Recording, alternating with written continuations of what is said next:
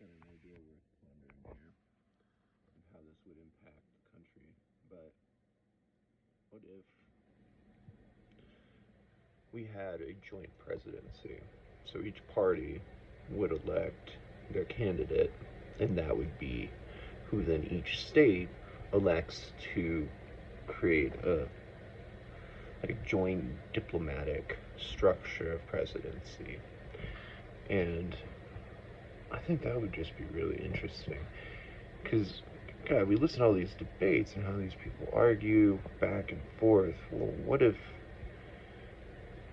instead of having just Joe Biden running everything, and right now it's Trump, that if each state elected each president separately, then the joint system, like you would have, an entire congressional structure of every state, pushing matters then to each president, where then they delegate and debate on each issue of each state. It would be a lot of, what is that called, red tape, right?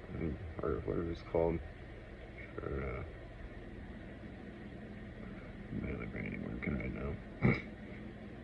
It could be slow. It might slow things down a bit, but that's kind of a good thing right now.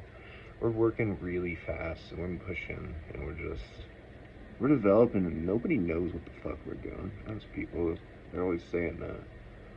So this seems just like, we're moving too fast. And that would be one way to really analyze what a president does that benefits or negatively impacts its governed body per state. And it'd just be really interesting because then you'd have more of a scientific method to the benefits of being either Republican or Democratic, and that then it would help sort of push states left or right and change more openly rather than just being locked in for 4 years. There's nothing like electing a bad president that really just like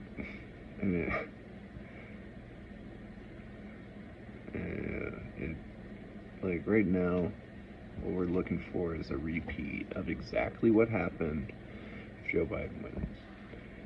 And I was never a Trump supporter, and I'm a Democrat, like I'm a old world type Democrat. And I know democracy kind of needs to take a rest right now. We really don't need it, and I've made a lot of videos explaining the paradox of democracy and how it's a self-collapsing system, but that Trump kind of earned my respect, and the Biden administration has really emphasized the desire to circumvent constitutional freedoms, potential money laundering of trillions of dollars of bills, and that Joe Biden was pushing left and right, to free up trillions of dollars, and Congress kept denying it, and he just kept pushing random different fucking things through Congress until he got it. So it's just, and after that, hyperinflation. Inflation just went through the roof.